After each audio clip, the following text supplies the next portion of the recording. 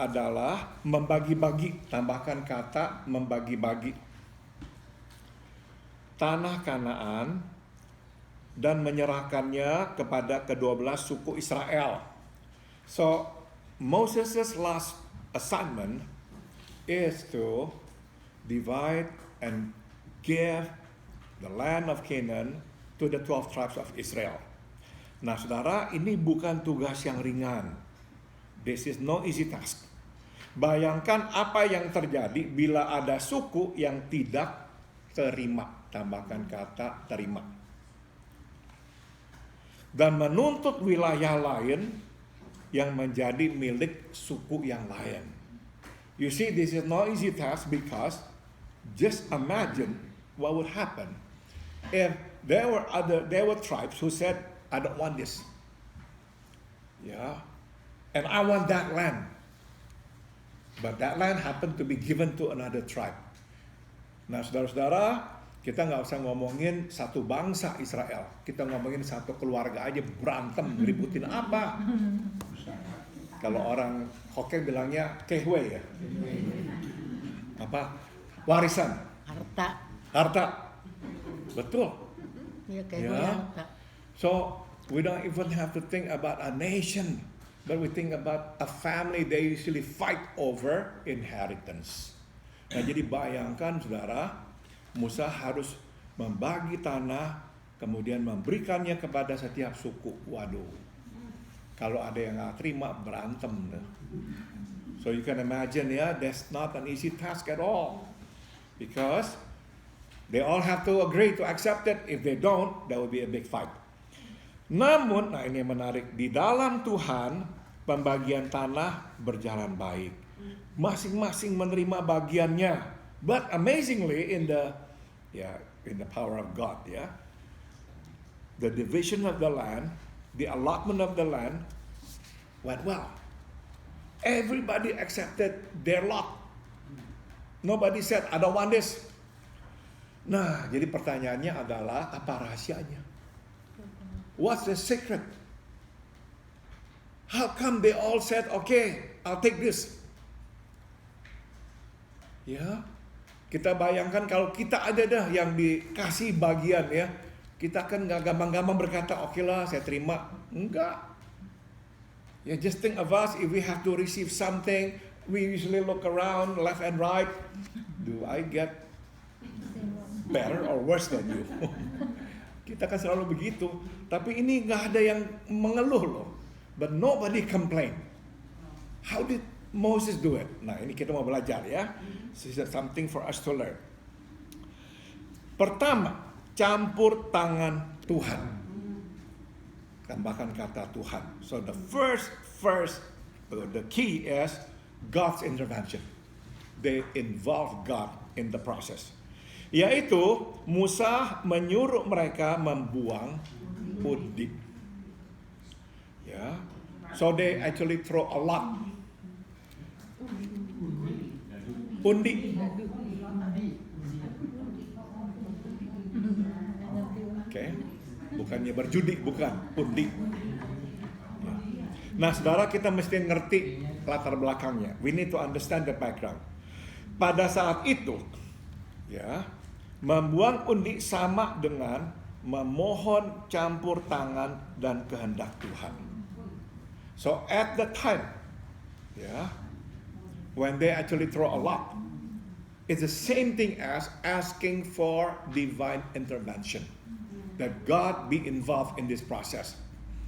Ingat nggak?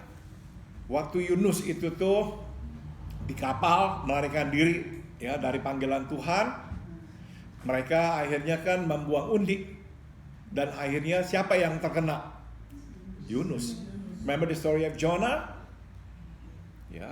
When the water and the waves are raging, they're so afraid. So finally they decide to actually throw a lot. And in the end, it fell on Jonah. And right on, it was because of Jonah. Udah ketahuan, nggak bisa lari, dia berkata, iya, saya ini melarikan diri dari Tuhan. And Jonah could not get away, so he said, yeah, it's me.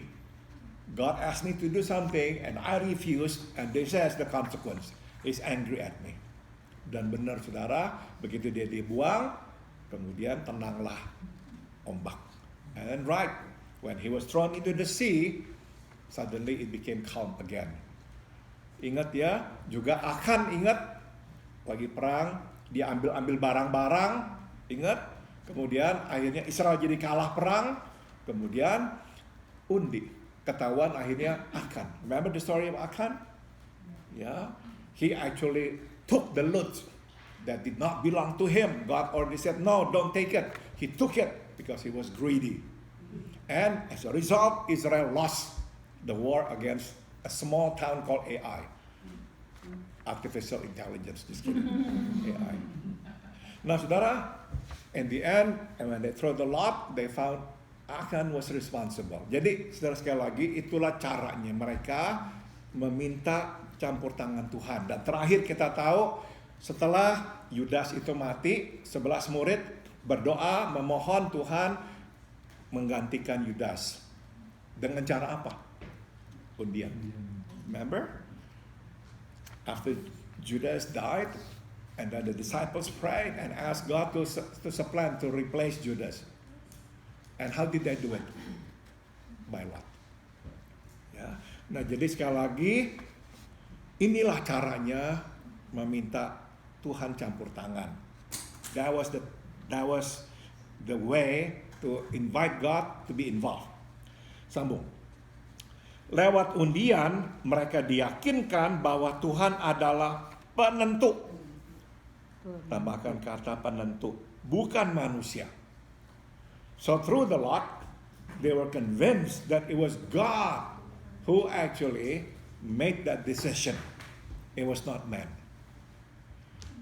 Jadi ini nih cara yang Tuhan minta, yang Tuhan gunakan. Undian. Tapi ini nggak berarti saudara pulang-pulang langsung. Mari kita beli undian berhadiah. Sambung. Kedua, Tuhan memerintahkan agar pembagian tanah dilakukan secara adil. Tambahkan kata adil. Yaitu kepada yang besar jumlahnya diberikan milik pusaka yang besar. God then commanded that the division of the land be done fairly. To the big tribes, they got the bigger portion. Small tribe got the smaller portion. Adil. Begitu melihat bahwa pembagian tanah dilakukan secara adil, mereka pun lebih siap, tambahkan kata siap, menerima keputusan yang dijatuhkan. So when they see that, okay, the allotment of the land is done fairly, it makes them more ready to accept the decision. Jadi, kalaupun ada undian dari Tuhan, tapi misalnya nggak adil, yang gede dikasih kecil, yang kecil dikasih yang gede, ya berontak juga orang kan. So you see, it's not enough just to ask for God's intervention. They also have to do it, and they have to do it fairly. So nobody can complain. Sambung lagi yang ketiga. Melibatkan semua suku dan pimpinan yang disegani. Tambahkan kata disegani. What God tells Moses to do is to call up a leader from each tribe. And this leader is to be somebody who is well respected. Tuhan menyuruh Musa menetapkan Imam Eleazar dan Yosua bin Nun untuk membagikan tanah. First of all, the ones in charge, to allot the land are these two men, Eleazar the priest and Joshua bin Nun. Selain dari Musa, tidak ada orang yang lebih disegani selain kedua orang ini. So next to Moses, there's nobody well respected but these two. Eleazar mewakili kerohanian, tambahkan kata kerohanian. Sedang Yosua mewakili pemerintahan. So you see, Eleazar represents the spiritual leadership.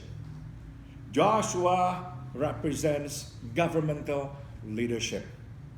Setelah itu Tuhan menyuruh Musa mengambil seorang pemimpin, tambahkan kata pemimpin,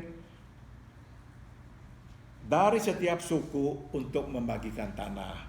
And afterwards, God commanded Moses to select somebody, a leader from each tribe, to divide the land. Nah, kita tidak tahu nama-nama ini, saya sendiri nggak kenal, kecuali satu. Yang pertama yaitu Kaleb. Namun dapat kita duga dari nama Kaleb ini, semua adalah pemimpin yang disegani. Tambahkan kata disegani. Yeah, we don't know all these names except one, Caleb. But because of Caleb's name here, we can assume that everybody appointed to become the leader are well respected. Jadi 3 syaratnya, saudara. Kenapa kau sampai bisa terima dengan rela, nggak ribut? Tuhan campur tangan. Kedua, adil. Dan yang ketiga, orang yang terlibat, orang yang memang disegani. So 3 keys here. God's intervention has to be fair. And lastly, those who are involved are people who are well respected. Saudara, ini kita bisa terapkan dalam segala situasi, and we can actually apply this to any situation. Ya. Negara, siapa tuh yang kita bisa tunduk dan dengarkan? Ya. Kalau kita tahu orang ini orang yang diurapi Tuhan misalnya, orang ini orang yang rohani. If we know that a leader of a country fears God, lives righteously, a godly person, we tend to trust them. Kedua, kalau kita lihat adil, semua diberikan kesempatan. If we look that He governs, upholding justice and fairness, we tend to accept and obey. Dan ketiga, orang yang diangkat jadi pemimpin, orang yang memang dihormati karena kehidupannya baik. And if we look at those who become leaders, are good people, well respected, men of or women of integrity, we tend to obey them more. Simple. Tapi ini bisa kita terapkan di dalam setiap situasi. Inilah rahasianya. Oke, saya sudah selesai. Apakah ada pertanyaan atau komentar?